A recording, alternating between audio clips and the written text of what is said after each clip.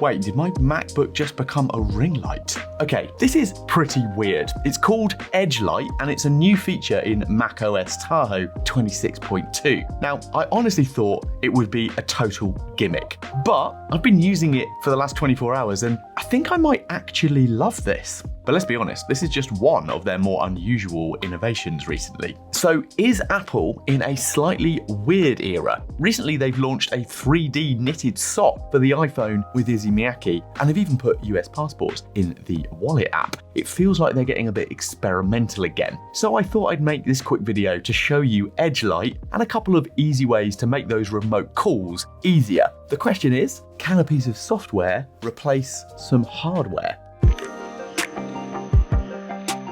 We've all been there. You jump on a Zoom call and you look like a phantom in the dark, kind of weird ghost lit by the screen. The window's probably behind you and it doesn't work at all. I guess the fix is buying one of these, a light that will light you up. This is my Amaran F22X. It's great, but no, I don't carry it in my bag, nor do I carry a ring light. In fact, I don't take any of those things to a cafe. Because let's be honest, they take up too much desk space, they need power, and they hurt your eyes. And you, of course, will look a complete fool in a cafe. So Apple's solution is to use the screen real estate around your face that you already have. Edge Light turns that nice bezel area around your screen into a light source. Now, one of the other things you might want to try is turning on your continuity camera, which you can connect by making sure your camera is nearby and setting up continuity to be on your iPhone under the AirPlay settings. And I really like using that because it can then also do things like use center stage. It'll follow you around, it's really cool, and it can kind of give you a much better quality image. Now, I've got a feeling that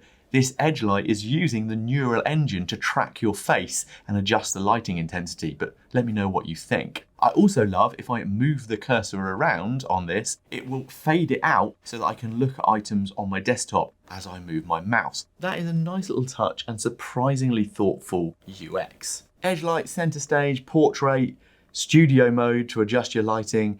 These can all be adjusted in the FaceTime area. It will also do this, I believe, in other options like Zoom. But what I'm finding weird at the moment is with Edge Light and continuity camera on, it keeps getting stuck.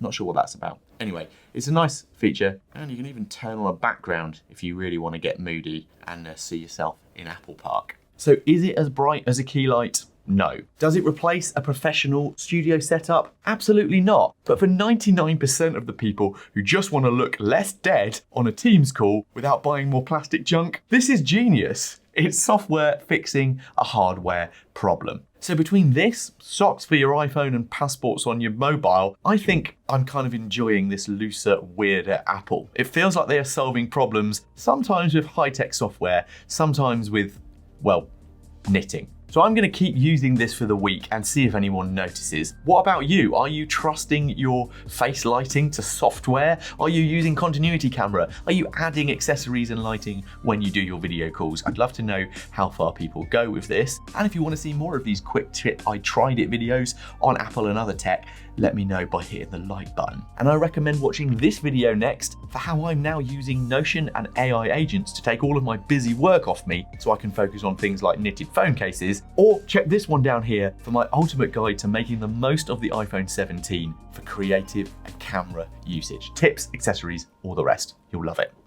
See ya.